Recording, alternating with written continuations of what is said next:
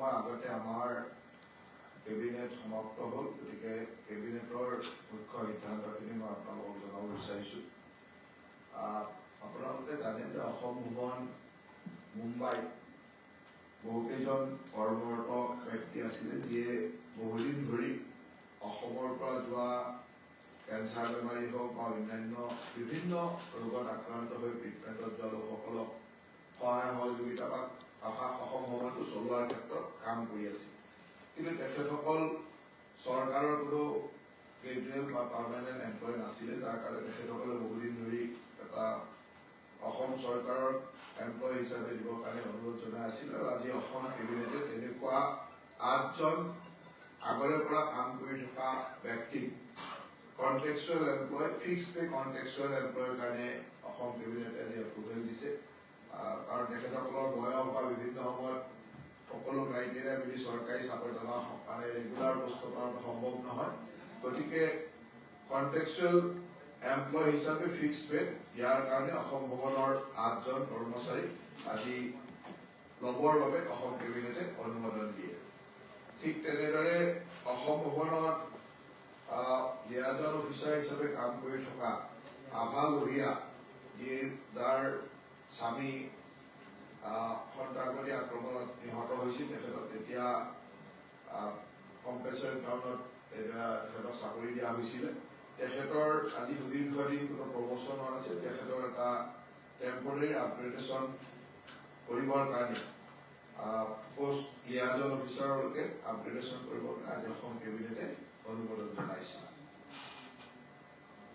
অসমৰ 4খন জিলাত লোক নিৰ্মাণ বিভাগৰ কিছু ৰাস্তাৰ উন্নতিকৰণ বা বহলীকৰণ ইত্যাদিৰ কাৰণে বিশেষকৈ Karbi Anglong, north Cachar hills, Tinsukia and west Karbi Anglong জিলাৰ ৰাস্তাৰ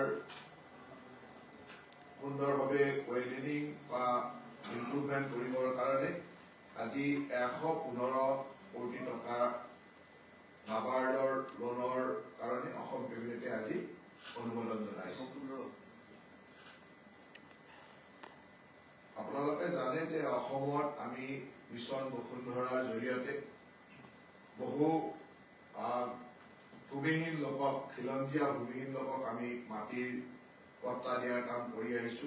আৰু আজি অসম কেবিনেটে তেনেকুৱা এটা প্ৰস্তাৱত 168টা প্ৰপ'জেল, 168টা পৰিয়ালক কামৰূপ জিলাৰ বিভিন্ন ঠাইত, কামৰূপ মেট্ৰ' জিলাৰ বিভিন্ন ঠাইত মাটি পট্টা দিবৰ কাৰণে আজি অনুমোদন জনাইছে অসম কেবিনেটে।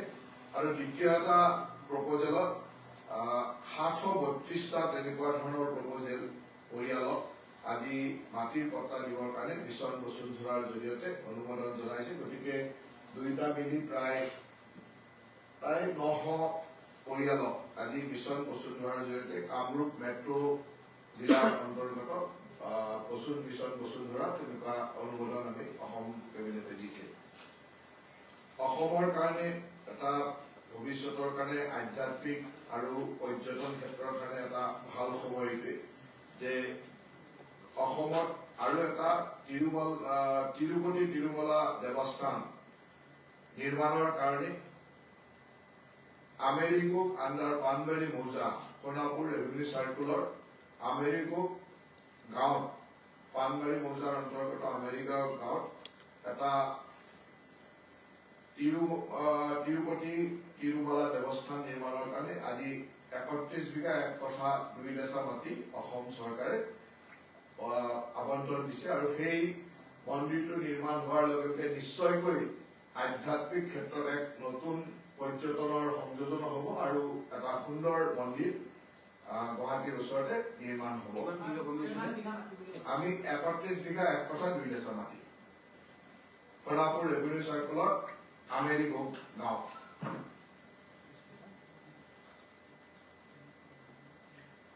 আজি অসম কেবিনেটে অসম পুলিচ মেনুৱেলৰ কিছু সংশোধনী আনিছিল ৰুল 16ত অসম পুলিচ মেনুৱেলত, যাৰ জৰিয়তে এতিয়া অসম পুলিচৰ আৰ্ম ব্ৰাঞ্চ আৰু unarm branch AV and UV পাৰ্চনেলে ডিপাৰ্টমেণ্টেল এক্সামিনেশ্যন প্ৰমোচনত বিশেষকৈ এছিষ্টেণ্ট চাব ইন্সপেক্টৰ পুলিচৰ প্ৰমোচনত তেওঁলোকে অংশীদাৰ হ'ব পাৰিব।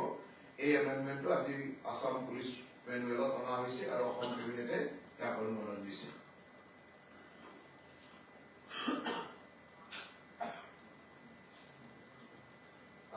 অসম কেবিনেটে আজি অসম লেণ্ড আৰু ৰেভিনিউ ৰেগুলেশ্যন 1860 দুটা ৰুল সংশোধন কৰিছে 183A আৰু 186A। এই ৰুল দুটাৰ জৰিয়তে কিছু সুবিধা পোৱা যাব। সেই সুবিধাৰ কাৰণে আজি আসাম লেণ্ড এণ্ড ৰেভিনিউ ৰেগুলেশ্যনত এই দুটা সংশোধনী আনিছে। গতিকে বাকী এইকেইটাই আজি মুখ্যত সিদ্ধান্ত, আৰু এই সিদ্ধান্তকেইটা সন্দেহ হোৱাৰ পিছতে আমাৰ মুখ্যমন্ত্ৰী ডাঙৰীয়াৰ সামাজিক মাধ্যমত আপুনি ডিটেইলছ পাই পাব। গতিকে এইখিনি আজি কেবিনেটৰ 4খন জিলাত 115 কোটি টকা চুৰি কৰা হৈছে ৰাস্তাৰ উন্নতিকৰণৰ কাৰণে 115 কোটি টকা। আৰু গোটেইকেইখন খুব ইম্পৰ্টেণ্ট ইণ্টাৰিয়ৰ জিলা, যেনেকৈ Karbi Anglong, north Cachar hills, Tinsukia and west Karbi Anglong. সোণাপুৰত যিটো মন্দিৰ বনাব সেইটো তেওঁলোকৰ যিটো আমাৰ তিৰুমালা দেৱস্থানত তেওঁলোকৰ যিটো ট্ৰাষ্ট আছে তিৰুপতি মন্দিৰত, তেখেতসকলে বহুদিনৰ পৰা এটা তেনেকুৱা ধৰণৰ বিশাল মন্দিৰ এটা নিৰ্মাণৰ কাৰণে আমাক চৰকাৰক আবেদন কৰি আছিল, আৰু অসম চৰকাৰে আজি সেই মাটিৰ আজি আৱণ্টন দিছে। মাটিৰ হেৰিটো কিমান আছিল পৰিমাণটো? 31 বিঘা 2 কঠা। 31 বিঘা 1 কঠা মিল আছে। আৰু আমি ভাবো যে এই বিশাল মন্দিৰটো নিৰ্মাণ হোৱাৰ পিছত নিশ্চয়কৈ ধৰ্মীয় পৰ্যটন বা এটা নতুন পৰ্যটন ক্ষেত্ৰ সংযোজন হ'ব, আৰু ধৰ্মীয় পৰ্যটনৰ ক্ষেত্ৰত ইয়াক ভাল বতৰা আনিব বুলি আমি আশা কৰোঁ। Thank U.